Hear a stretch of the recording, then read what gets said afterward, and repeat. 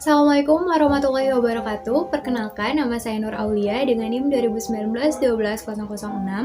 Saya adalah mahasiswi S1 Kesehatan Masyarakat tingkat 3 di Stikes Wijaya Husada Bogor. Pada kesempatan kali ini, saya akan mempresentasikan materi dengan judul Mutu Kehidupan Kerja dan Produktivitas untuk memenuhi tugas mata kuliah Manajemen Sumber Daya Manusia.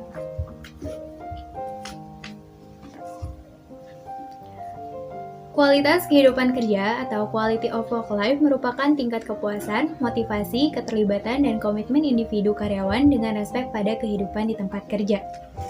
Kualitas kehidupan kerja dapat dilakukan dengan memberikan rasa aman dalam bekerja, kepuasan kerja, penghargaan dalam bekerja, dan menciptakan kondisi untuk tumbuh dan berkembang sehingga meningkatkan harkat dan martabat karyawan.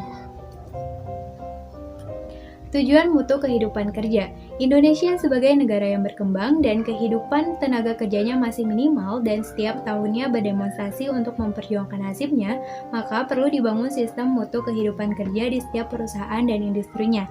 Tujuan dari pembangunan tersebut adalah yang pertama untuk memperbaiki kepuasan kerja pekerja. Kepuasan kerja ini sangat penting bagi individu pekerja dan organisasi di mana pekerja tersebut bekerja. Kepuasan kerja ini dapat mencegah pekerja menderita penyakit fisik dan psikologis, meningkatkan motivasi kerja, loyalitas, semangat kerja yang akan memacu kinerjanya. Jika kinerja pegawai tinggi, maka kinerja perusahaan pun akan tinggi. Yang kedua, memperbaiki keselamatan dan kesehatan kerja. Quality of work life mengembangkan lingkungan kerja yang aman, bebas dari kecelakaan kerja dan kesehatan pribadi individu pekerja. Yang ketiga, meningkatkan kinerja para pekerja. Tujuan akhir dari quality of work life ini meningkatkan kinerja pekerja yang berimbas kepada kinerja organisasi.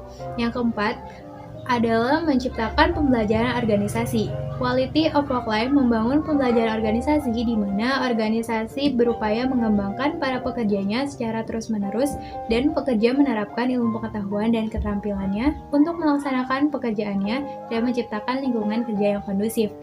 Yang kelima, mendukung manajemen perubahan. Perubahan yang dilakukan perusahaan harus didukung oleh para pekerja dan akan mempengaruhi kehidupan mereka. Dengan melaksanakan quality of work life, para pekerja diikutsertakan dalam merencanakan dan melaksanakan perubahan.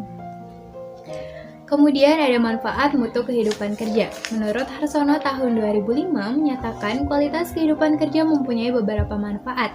Di antaranya yang pertama meningkatkan moral kerja, mengurangi stres dan turnover, kemudian meningkatkan motivasi, meningkatkan kebanggaan kerja, meningkatkan kompetensi, meningkatkan kepuasan, meningkatkan komitmen, dan meningkatkan produktivitas. Manfaat utamanya meningkatkan suasana batinnya pekerja yang mempengaruhi perilaku individu dan perilaku organisasi yang terwujud dalam aktivitas pekerja saat menjalankan tugas dan tanggung jawabnya. Kemudian berikutnya ada dimensi mutu kehidupan kerja. Dari telaah literatur yang dilakukan oleh Lokanada, Reddy M, dan Mohan Reddy P tahun 2010, keduanya mengemukakan 5 dimensi dari quality of work life sebagai berikut. Yang pertama ada kesehatan dan kesejahteraan pekerja. Adalah aspek fisik dan psikologis dari individu yang bekerja dalam lingkungan kerja. Hasil studi yang dilakukan oleh para peneliti bahwa tuntutan pekerjaan yang lebih tinggi berpengaruh terhadap ketegangan lingkungan kerja yang dapat mempengaruhi kesehatan dan kesejahteraan pegawai.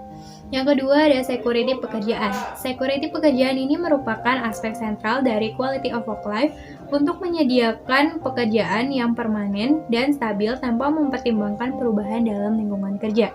Yang ketiga ada kepuasan kerja. Kepuasan kerja ini merupakan aspek kognitif kepercayaan pegawai mengenai pekerjaannya dan situasi pekerjaan. Contohnya, pegawai menghadiri pekerjaan tepat waktu, bekerja keras, dan bermaksud untuk tetap bekerja dalam organisasi untuk masa yang lama. Ini menunjukkan perilaku positif dari kepuasan kerja. Yang keempat ada pengembangan kompetensi. Pertumbuhan keterampilan dan pengetahuan merupakan aspek penting dari pengembangan kompetensi untuk meningkatkan quality of work life. Organisasi perlu menyediakan peluang dan menstimulasi perkembangan dalam keterampilan dan pengetahuan baik untuk karir maupun pengembangan organisasi. Yang kelima ada keseimbangan pekerjaan dan non-pekerjaan. Komponen penting adalah hubungan antara pekerjaan dan kehidupan di rumah atau kehidupan pribadi. Dalam lingkungan yang makin kompetitif ini, seringkali sulit untuk memisahkan antara kepentingan rumah dan kehidupan kerja. Oleh karena itu, pekerja perlu mengekspresikan keinginan yang kuat untuk mempunyai suatu keseimbangan antara karir, kehidupan keluarga, dan aktivitas waktu senggang dan bersenang-senang. Nah, selanjutnya ini ada produktivitas kerja. Secara umum, produktivitas kerja adalah mengukur kualitas dan kuantitas dalam satuan tertentu untuk mencapai hasil secara efektif. Ada dua elemen yang termasuk dalam produktivitas kerja. Yang pertama, efektivitas yang berkaitan dengan unjuk kerja maksimal, dan yang kedua, efektivitas yang berkaitan dengan input dan realisasi penggunaannya. Nah, selanjutnya ada faktor yang mempengaruhi produktivitas kerja. Ada 5 faktor yang mempengaruhi. Yang pertama ada pengetahuan. Salah satu hal yang membantu produktivitas kerja adalah pengetahuan. Dari pengetahuan, seseorang akan memperoleh keterampilan seperti daya pikir dan daya juang untuk memecahkan masalah dan mengambil keputusan. Yang kedua ada keterampilan. Selain pengetahuan, dalam dunia kerja dibutuhkan pula keterampilan untuk mendukung aktivitas kerja menjadi lebih lancar. Kemudian yang ketiga ada kemampuan. Kemampuan ini mencakup dua hal, yaitu pengetahuan dan keterampilan. Kemampuan dapat dilihat dari bagaimana karyawan tersebut ketika mendapatkan masalah. Apakah hal-hal yang dilakukan untuk memecahkan masalah tersebut. Yang keempat ada sikap. Jika karyawan ingin bertahan lama di perusahaan, maka perlu menunjukkan sikap yang baik sesuai syarat dan ketentuan yang berlaku di perusahaan tersebut. Sikap baik dapat ditunjukkan dengan masukan tepat waktu, disiplin, dan tidak datang telat. Yang kelima ada perilaku. Perilaku karyawan ini berbanding lurus dengan sikap. Jika sikap karyawan tersebut baik, maka perilaku karyawan tersebut ini akan baik pula. Perilaku yang baik akan berdampak positif terhadap produktivitas kerja dan juga produktivitas perusahaan. Ya, sekian presentasi dari saya. Mohon maaf apabila ada kekurangan. Terima kasih. Wassalamualaikum warahmatullahi wabarakatuh.